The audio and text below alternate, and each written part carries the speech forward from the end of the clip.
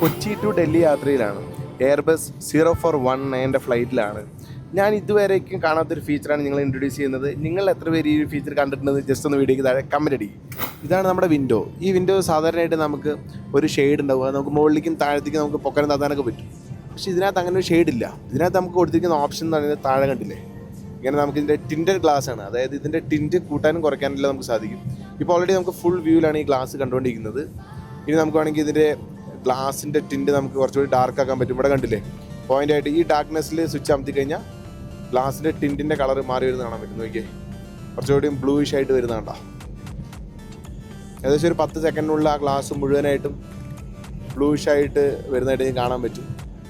ഞാൻ ആദ്യമായിട്ടാണ് ഇത്തരത്തിലുള്ളൊരു ഫീച്ചർ കാണുന്നത്. ചിലപ്പോൾ ശ്രദ്ധിക്കാത്തതുകൊണ്ടായിരിക്കും. എനിവേ ഒരു അടിപൊളി ഫീച്ചറായിട്ട് തോന്നി കണ്ടോ. അപ്പോൾ ഏകദേശം ആ ഗ്ലാസിൻ്റെ കളർ ടോട്ടലി മാറി വന്നിട്ടുണ്ട്. അപ്പോൾ ഈ ഒരു ഫീച്ചർ നിങ്ങൾ ആദ്യമായിട്ടാണ് കാണുന്നതെന്നുണ്ടെങ്കിൽ വീഡിയോയ്ക്ക് താഴെ ജസ്റ്റ് ഒന്ന് കമൻറ്റ് അടിക്കുക. Okay, by.